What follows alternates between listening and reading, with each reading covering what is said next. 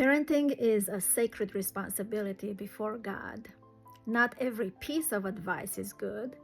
Choose carefully what you listen to. As a Christian counselor, I often say this to parents. The advice you give to your child can either build them up or tear them down. This morning I read this article written by Rim Rauda and published on October 12 with the title, I've studied over 200 kids. Parents who raise mentally strong children never do 7 things. Who is Rim Rauda? She is a leading voice in conscious parenting and the creator of Foundations, a step-by-step guide that helps parents heal and become emotionally safe. She is widely recognized for her expertise in children's emotional safety and for redefining what it means to raise emotionally healthy kids. Is she someone we should listen to? You decide for yourself. Here is number 4 on her list, prioritizing achievement. A child who only feels valuable when they succeed will crumble under pressure. Mentally strong kids know their worth doesn't depend on grades or trophies. Studies show that perfectionism is rising in kids, which is linked to anxiety and burnout in adolescence. After a poor grade, avoid saying, "You're smarter than this."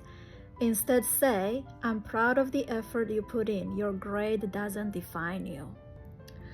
This is a perfect example of bad advice. To some, this approach might seem kind, but here is the truth. This approach will destroy your child. And here is why. This approach separates effort from accountability. It takes God out of the picture, and it can teach children that trying their best is optional. By contrast, a biblical approach builds up a child.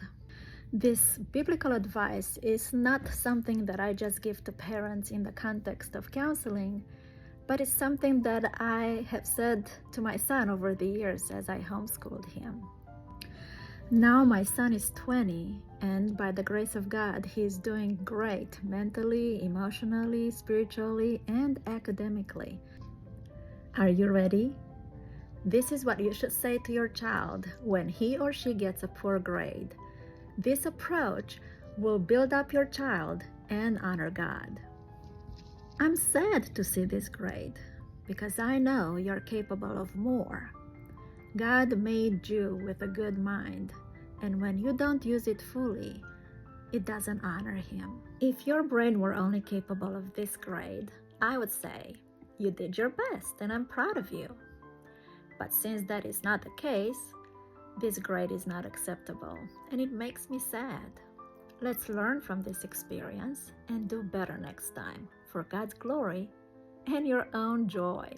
You see, this biblical approach teaches children that their true worth comes from living rightly before God, while also guiding them to take responsibility for the gifts He has given them. One approach can destroy a child's character and future. The other approach nurtures stewardship, gratitude, and godly character. Let's raise children who don't just hear empty encouragement, but get to experience real growth and get to learn to honor God with their best.